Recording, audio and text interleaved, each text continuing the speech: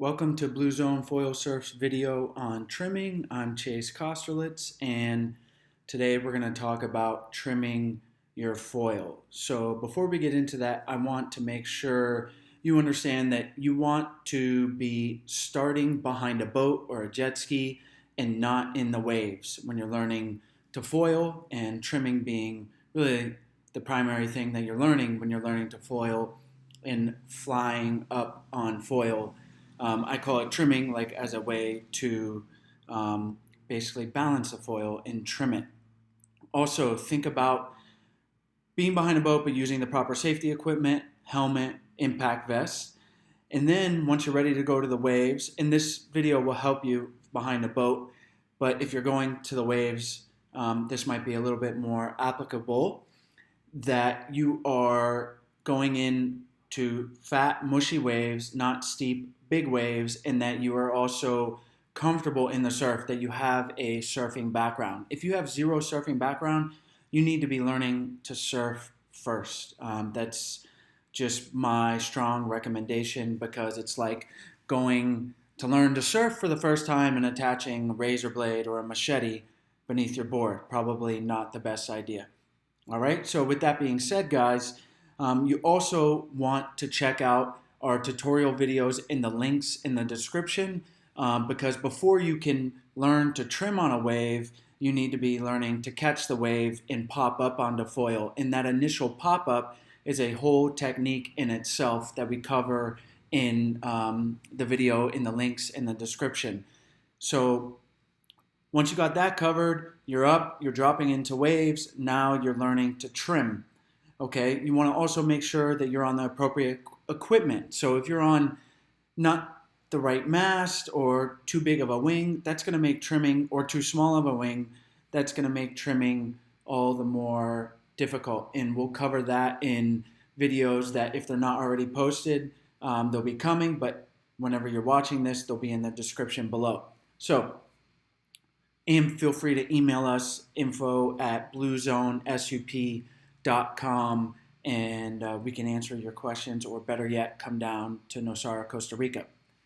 Here I am up on a wave, and might not look like much is going on, but and in some ways it's not. But the hard part about foiling is it's a completely new feel, flying above the water and trimming your board.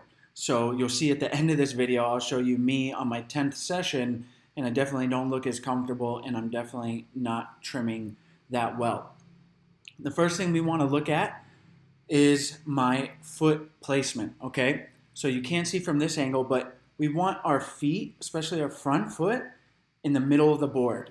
That's going to prevent yawing from side to side, okay? So we got our mast here, the foil wing, front wing is here, and then the rear stabilizer here. If my front foot is off to the side, that's already going to be pulling. If it's on this side, it's going to be pulling the foil to this angle and throwing me off, causing a breach or steering me in the wrong way. So we want our front foot in a neutral position. Our back foot may be a little bit on the inside rail, but not too much, maybe not as much as when you're surfing, okay? Because we want to fly the board a little bit flatter, but it can definitely be a little bit towards the rail, is not the worst thing in the world. But more importantly, with the back foot is where it is in relation to the mast. So once you have your mast placed in a somewhat correct area where you're comfortable and it's balanced on the board for the conditions and the wing you're on, we want our foot more or less over the mast area. Now, depending on where you're at in your progression, or where you're at on the wave, the size of the wave, it can move a little bit forward and a little bit behind. But I'm talking, a few inches in either direction. It's generally not going to be much more than that, like not even half a foot in either direction. Half a foot would be a lot, to be 6 inches up here or 6 inches behind here. So the most neutral position, again, depending on where your mast is mounted, but then, some foils, the wing is closer to the mast, and some foils, the wing is further away. But for the most part, we want our foot over the mast, okay, and our front foot in our stance nice and relaxed and not too wide, okay? And the reason I like to have not too wide of a stance is stylistically, in my opinion, it looks better, but from a function and trimming perspective, there's a little bit less fight between your front and back foot, because what we're talking about is weight distribution. And if my front foot's way up here, now I'm having to do a little bit more work to trim that wing. Generally, when you're learning, it's going to feel more comfortable to be a little bit wider, but think about bringing that front foot in, even if it feels uncomfortable, because that's going to create good habits and eventually, and hopefully earlier rather than later, allow you to trim the board more easily, okay? So we got our feet. Now I want you to look at my knee and my hips, okay? This is a really big thing with trimming. Once we got our feet in the right place, we want to think about our back knee coming in towards our front knee, okay? So you're in a relaxed stance. Now, if you're turning or if you're on a steep face, as I'm going to show you in the videos as we go, you're going to be a little bit lower and more bent, okay? In this particular picture, I'm going down the line on a knee-high wave, fat wave, so I can be pretty relaxed and pretty upright. And I'm trimming, okay? I'm keeping that foil in the water because the wave is dynamic. Even, that's the hard part here is, one, we get the trim in static conditions, but waves are not static. So behind the boat is one thing, but then in a wave that's constantly moving and there's chop and there's energy, we need to be constantly adjusting the pitch of that foil in that front wing so we prevent breaches or we're preventing touchdowns. And the idea is to be up on foil.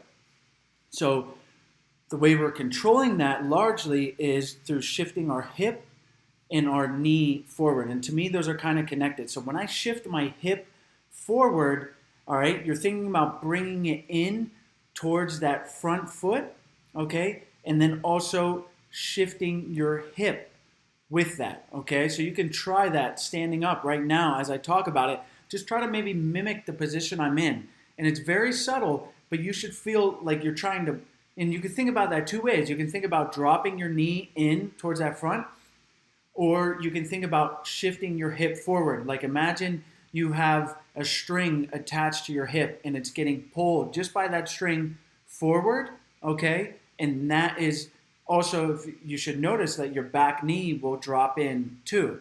So you can think, I said two ways, but you could really think about it multiple ways, that maybe you're initiating that just from your back knee coming forward, or just from your hip being pulled by the string forward, or any combination of those things, maybe both simultaneously, okay? But really trying to mimic kind of that stance I'm in, and you'll see in the videos, that obviously gets more dynamic when you're going faster, the wave is bigger, you're executing a turn, okay? But generally, that's what we want to be thinking about when we're trimming the wing. Another thing to think about, it's a little bit more technical, but that you're flying a bit high on the mast. I like a 75 centimeter mast for most conditions, 85 for downwinding or if I'm towing and it's really big, but I haven't really experimented with even longer masts, but I have a feeling I like that. 65 is good, but it's kind of a misconception that a shorter mast is easier, especially when you're learning. I tend to disagree with that because if you go too short, then you don't have that much play in the area that you can fly. You have to be much more precise, and especially if there's more chop, that's going to be harder to navigate. And we'll go into that maybe more detail in some equipment videos.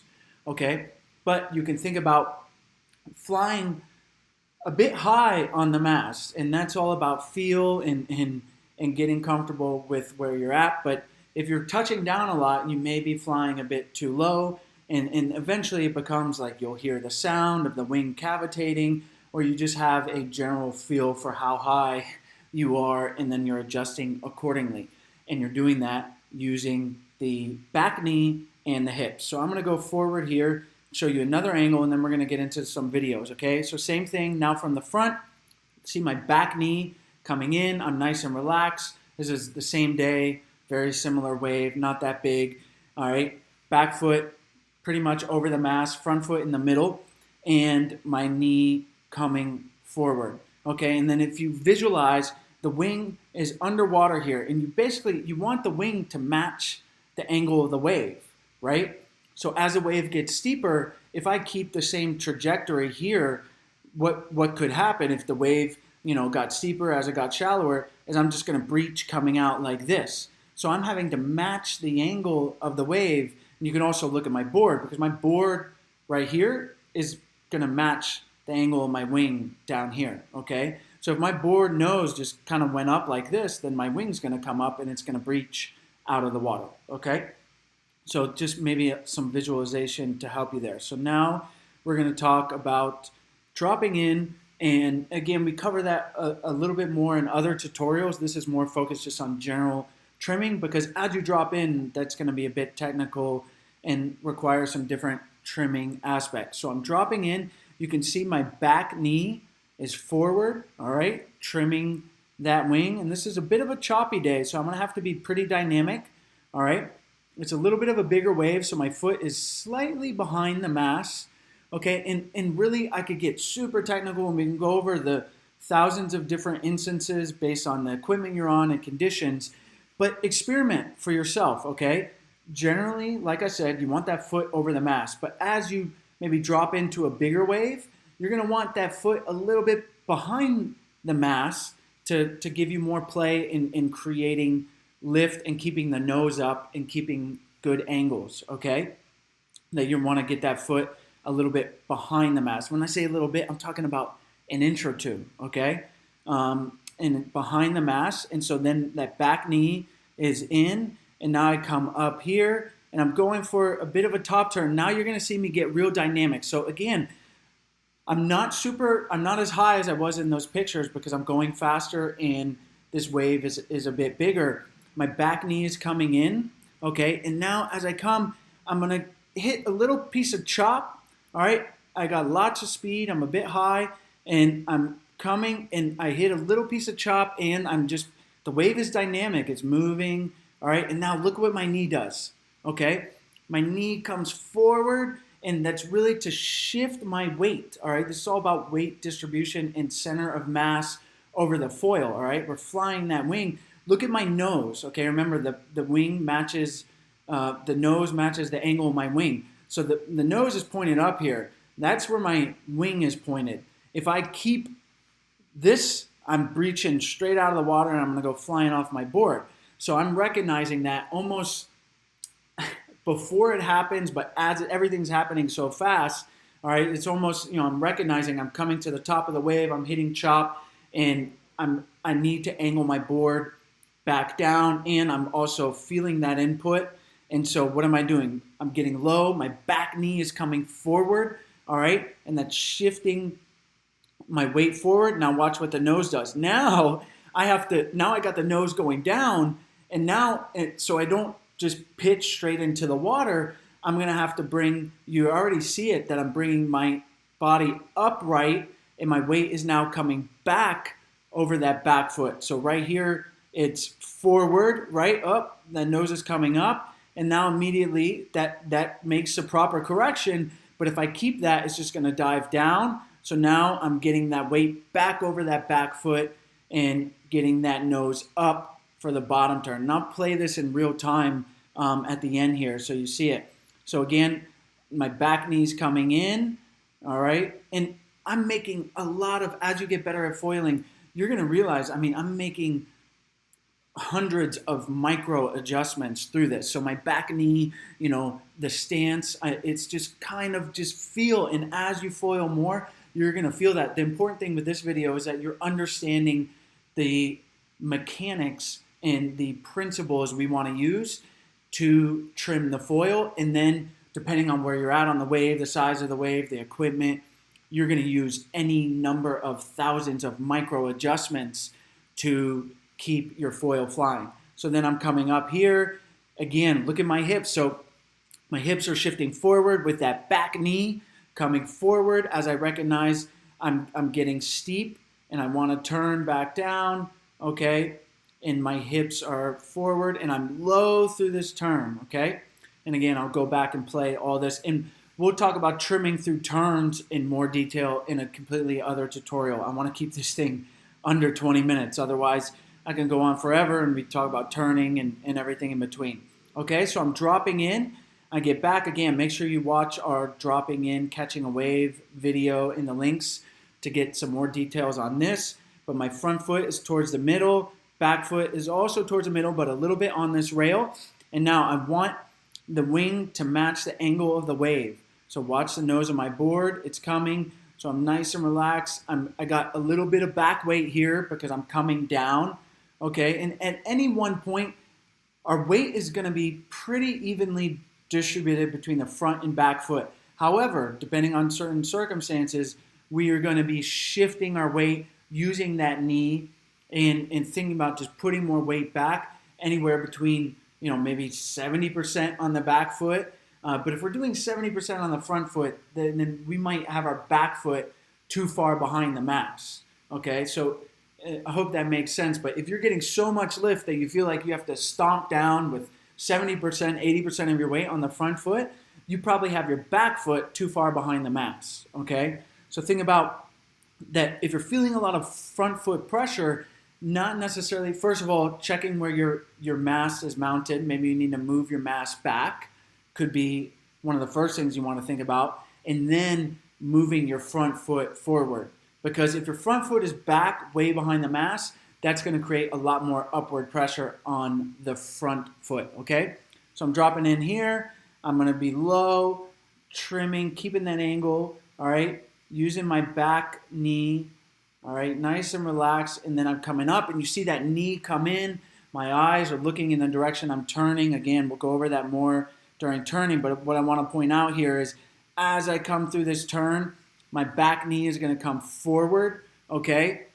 And that's going to be how I'm trimming through this turn, okay? Back knee forward as I get control. And then, especially when you're learning, you're not going to really be doing turns like this. You're going to be more just going straight down the line, which is completely fine, okay?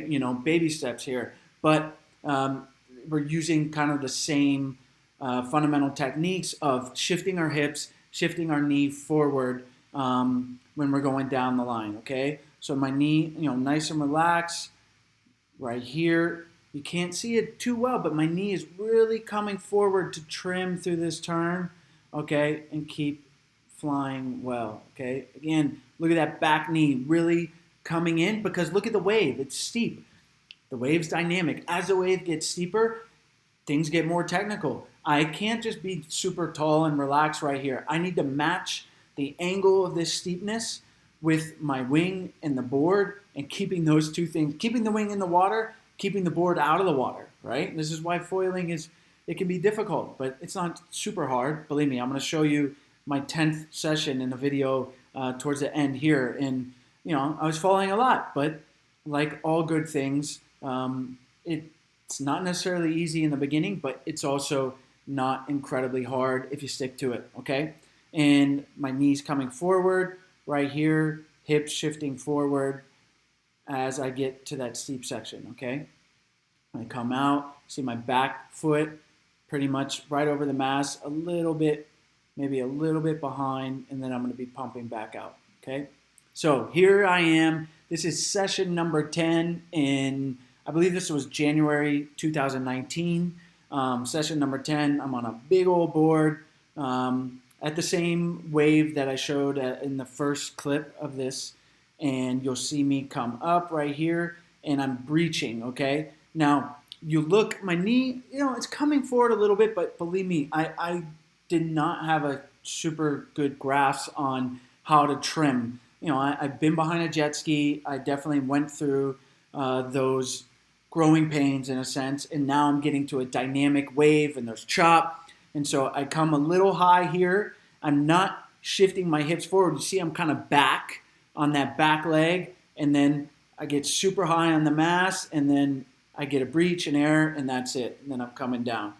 So you again, coming through a turn, and I think my back foot was a little bit too far, my stance is a little bit too wide, my back foot a little bit too far back, and I'm just burying the nose through this turn. I was also on a 61 centimeter MAST, And looking back, it caused me a lot of issues, especially in the chop, that I didn't have that much play, especially with a big board like this. So that's why I really recommend, I don't think it's necessarily wrong to be on a 60 centimeter mast, but definitely consider something more towards 70 centimeters, 75 centimeters. I tend to like that feel of giving you more play, and it's not that much more difficult as far as in a being able to control it. Okay, there I go. Here's a classic. I am shifting my knee forward a bit, but I just came. I didn't match the angle there. I'm breaching, and I'm down. Man down. Super high on the foil, not shifting. I think my back foot was always a bit too far back, and my stance was too wide early on. And I'm going to show you some videos of some guests after this as well. And I think there's a lot of value in seeing what not to do, just as much as there's value in seeing what to do. Okay, so again, my knee is slightly shifted forward, but my hips are a bit back, and my foot is a bit far behind the mast here. And then you'll see I just don't match the angle of the wave. So see how I'm leaning back? What I would like to see is my stance narrow, and I think my back foot actually might be back far enough here. A lot of this is this is a 7'6" board, which also doesn't give me as much play as I come down here and try to match the angle of my wing with the wave. If my board was cut off right here and say still pretty long at 6'6", then I may not have buried. But here I am blaming it on the equipment, but really just probably rider error there. And again, coming down, reach. One of the things I wanted to recommend at the top of the video, but a good saying is eject, don't correct. So here I am trying to correct, all right? I'm trying to correct, and I kind of don't really fall there, but this is a situation where you can get into trouble that instead of ejecting and going off this way, I try to correct, and that can lead to a breach in the wing coming up and myself coming towards the wing, and that's not something we want. So really try to have the mantra, eject, don't correct. If you feel yourself going and you don't have it, get away from the board, okay? Don't try to correct. Okay, so here we have Wes from our February 2020 camp. And Wes is a big dude. He's about 6'5", 6'6". I'm 6'4". So we tend to have wider stances just because we got longer legs, higher center of gravity. But Wes was super wide, and that caused him a lot of issues. But that's also what made him feel comfortable. So that was something we tried to work on. But you'll see he's coming up here. And now, instead of matching that angle and getting the nose down here, his stance is super wide. So he's fighting his front foot and back foot. And then he breaches there and he comes down. And what I would have liked to have seen is a little bit narrower stance. And instead of just leaning back, more bringing that back knee in. You'll see he comes up. And instead of bringing that back knee in to bring the nose down, he's kind of just leaning back onto that back foot. And that's something that's super common, and you may be doing that. So think of, instead of just leaning back on that back foot, resist that urge, and when that nose comes up, and bring your back knee in and shift those hips forward, okay? And you'll see here again, he's shifting his hips forward, but his stance is super bit wide, and then his back foot is not quite far back enough because his front foot's so far. So they're really fighting each other. So he's trying to create lift by kind of leaning back onto that back leg instead of just bringing that in and not fighting as much. So then he comes up, and then instead of, now he's up, what I'd like to see him do is shifting that knee forward to then trim, but instead, and this is super common, and I was doing this too, I'm not trying to pick on Wes, okay? But instead, he's just kind of leaning back and instead of being dynamic with that back knee and shifting the hips. Okay, and then he gets a little bit sideways, touches down, and then wants to come back up. And a big thing was his stance being so wide that he was fighting that front foot pressure. And the wing doesn't want to go up because he's pushing it down here. So I think if you think about bringing in your stance, and again, this is something we worked on. So again, now he's leaning back, and then he kind of shoots the nose up. And instead, as he sees that nose come up, he would want to be like right here, thinking about shifting his hips and that back knee forward. And look, this is why foiling's hard, right? Easier said than done. It's like a completely new feeling.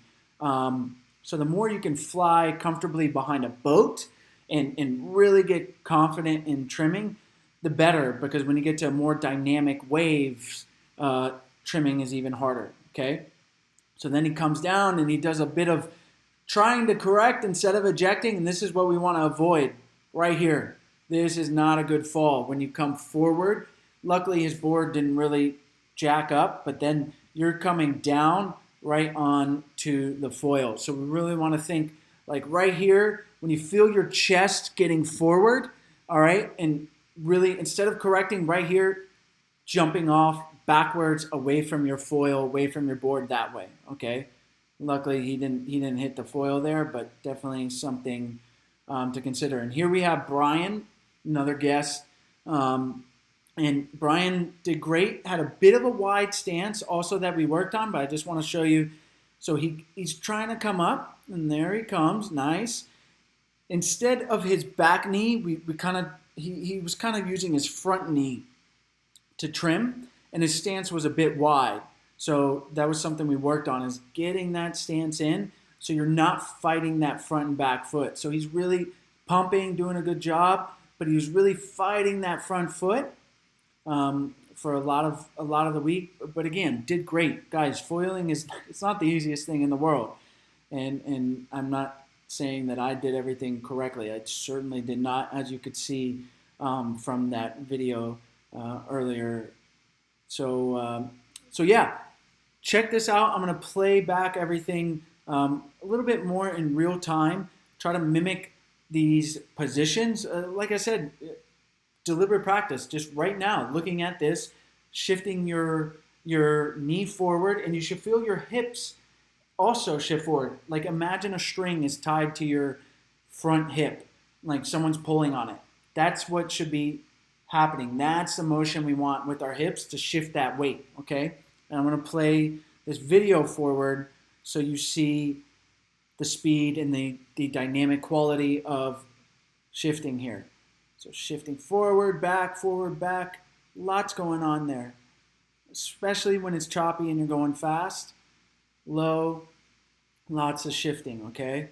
So as we come down, and it's very subtle, you know. It doesn't look like a lot's going on, but it sure is. And we'll cover turning in a little bit more detail in a future video, specifically on trimming through turns. Back knee coming forward, shifting the hips forward. Okay, thanks for watching. Here's some good stuff. 10th session. Hope you guys enjoy. Please feel free to check out bluezonefoilsurf.com. Send us an email, and all the links to our website and different videos I mentioned will be in the description here. And this is an ongoing series. So foiling's dynamic. So don't be thinking about trimming unless you've watched Catching the Wave, the tutorial on catching a wave. And certainly make sure you're getting behind a boat and you're practicing safe foiling away from other surfers. There's absolutely zero reason, even for an experienced foiler, to be around other surfers in the water. And pay us a visit down here in Nosara, Costa Rica.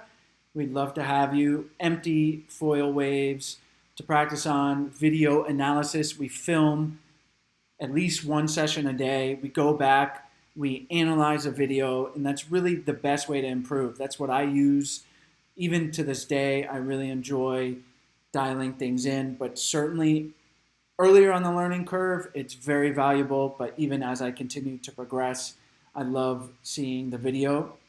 And join us in tropical foil surf paradise. Thanks for watching.